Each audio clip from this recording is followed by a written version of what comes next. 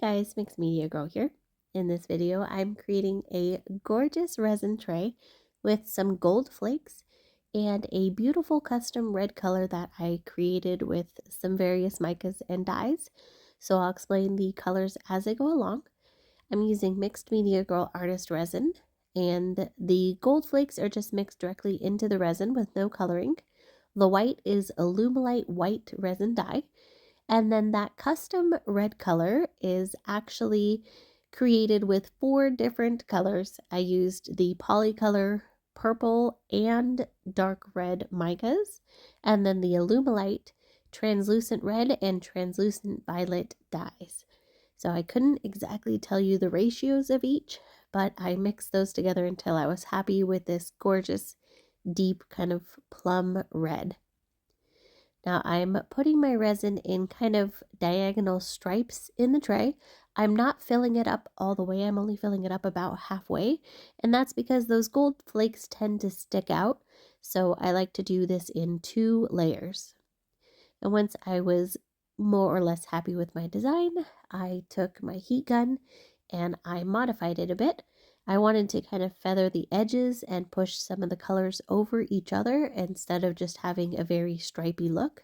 This is obviously optional, but I spread out both the red and the white and kind of push them into each other and into that gold flaky clear part.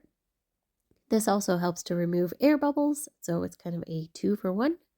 I then decided that I wanted to put a little more color into the clear and gold parts. So I took some of that custom red and I put just little line of color through each of the clear and gold parts. And then I took my heat gun and I feathered that out again so that it wasn't such a stark line. Keep in mind also the resin's going to move as it cures, so I was anticipating that. And then I put my handles directly into the resin, and these are just drawer pull handles from Amazon. You can absolutely screw them in from the bottom when you're done. I just prefer to do it this way, and it is very strong and very sturdy. I let that first layer cure, and then I put just a layer of clear on top, filling in the rest of my tray mold and sealing in fully all of those gold flakes so that the top of my tray was just nice and flat.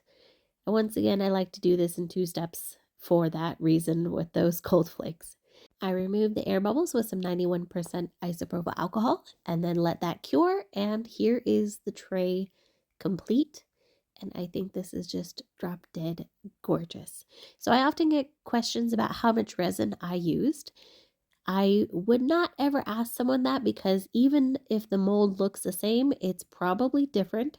So just measure how much resin your mold takes by putting either some water or rice into it and measuring that.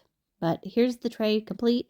You can put it upside down and use it as a raised tray if you'd like.